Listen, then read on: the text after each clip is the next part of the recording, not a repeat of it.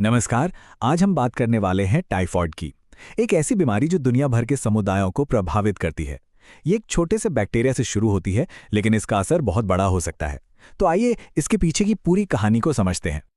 मतलब सवाल तो यही उठता है ना कि आखिर कैसे एक इतना छोटा माइक्रोस्कोपिक बैक्टीरिया पूरी दुनिया में इतने बड़े पैमाने पर बीमारी फैला सकता है। चलिए इस पहेली के हर एक हिस्से को जोड़कर देखते हैं। तो इस पूरी कहानी को समझने के लिए सबसे पहले मिलना होगा इसके विलन से, इसके असल अपराधी से। एक ऐसा दुश्मन जो हमें दिखाई नहीं देता पर है बहुत खतरनाक। और इस अपराधी का नाम है साल्मोनेला टाइफी। जी हां, यही वो बैक्टीरिया है जो टाइफॉइड नाम की इस बीमारी को फैलाता है। ये एक ऐसा अदृश्य खतरा है जो चुपके से हमारे शरीर में दाखिल हो जाता है। ठीक है, तो विलेन का नाम तो पता चल गया, पर अब सवाल यह है कि ये हमारे शरीर के अंदर पहुंचता कैसे है? कौन से हैं वो रास्ते जिनका इस्तेमाल ये हमलावर करता है? और जानते हैं, इसके फैलने के जो रास्ते हैं वो हमारी रोजमर्रा की जिंदगी से ही जुड़े हुए हैं। जैसे कि गंदा पानी पीना, या फिर बाहर का कुछ ऐसा खाना जो साफ सफाई से न बना हो। खराब सैनिटेशन और हाइजीन तो हैं ही बड़े कारण। और हाँ, किसी संक्रमित व्यक्ति के बहुत ज्यादा नजदीक रहने से भी ये फैल सकता है। अब जैसे ही ये बैक्टीरिया शरीर में एंट्री लेता है ना, हमारा शरीर एक तरह से जंग का ऐलान कर देता है। और इस जंग की शुरुआत होती है कुछ वार्निंग सिग्नल से, जिन्हें हम कहते हैं लक्षण या सिम्टम्स। शुरुआत में ना शरीर किसी एक हिस्से पर फोकस नहीं करता, वो एक जनरल अलार्म बजाता है जो पूरे शरीर पर असर डालता है। इसीलिए जो शुरुआती लक्षण होते हैं वो पूरे बदन में महसूस होते हैं, एक अजीब सी बेचैनी की तरह। तो ये शुरुआती संकेत क्या होते हैं? सबसे पहले तो तेज बुखार जो लगातार बना रह सकता है या फिर आता जाता रहता है। साथ में सिर में और पूरे बदन में दर्द और बहुत ज्यादा कमजोरी और थकान महसूस होना। भूख भी लगना बंद हो जाती है। ये शरीर का तरीका है बताने का कि अंदर कुछ गड़बड़ है। अच्छा, इन जनरल वार्निंग्स के बाद बॉडी और भी स्पेसिफिक सिग्नल भेजना शुरू करती है। अब जो लड़ाई है ना, वो एक खास जगह पर, ज्यादातर हमारे पेट और पाचन तंत्र में शिफ्ट हो जाती है, और संकेत भी वहीं से आने शुरू हो जाते हैं। और यहीं से आते हैं बाद के लक्षण, जैसे पेट में दर्द होना, दस्त या कब्ज की शिकायत, जी मिचलाना और उल्टी आना। और हाँ, कुछ केसेस में स्किन पर हल्के गुलाबी रंग के दाने भी दिख सकते हैं।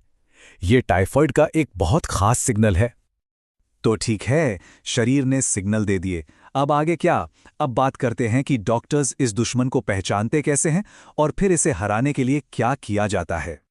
और ये जानना बहुत जरूरी है, क्योंकि सही इलाज तभी शुरू हो सकता है जब कंफर्म हो जाए कि लड़ाई सैल्मोनेला टाइफी से ही है।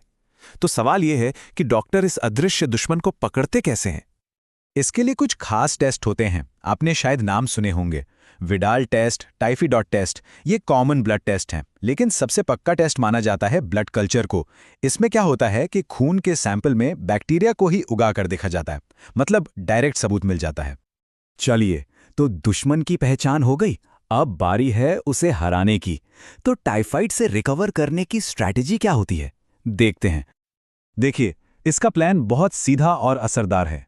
इसमें 4 मेन स्टेप्स हैं। स्टेप 1, डॉक्टर जो एंटीबायोटिक्स दें उन्हें कोर्स पूरा होने तक लेना है। स्टेप 2, शरीर में पानी की कमी ना हो, इसलिए खूब सारा पानी और लिक्विड्स पीना है। स्टेप 3, पूरा आराम करना है ताकि बॉडी की सारी एनर्जी बीमारी से लड़ने में लगे। और स्टेप 4, हल्का खाना खाना है जो आसानी से पच जाए।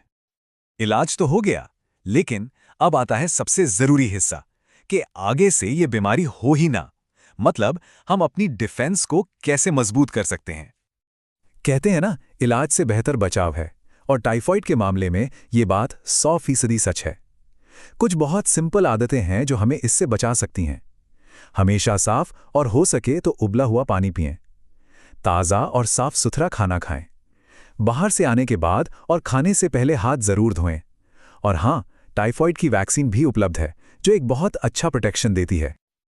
और आखिर में बस एक सवाल, टाइफॉइड का इलाज तो है, पर इसकी मौजूदगी एक बड़ा सवाल खड़ा करती है।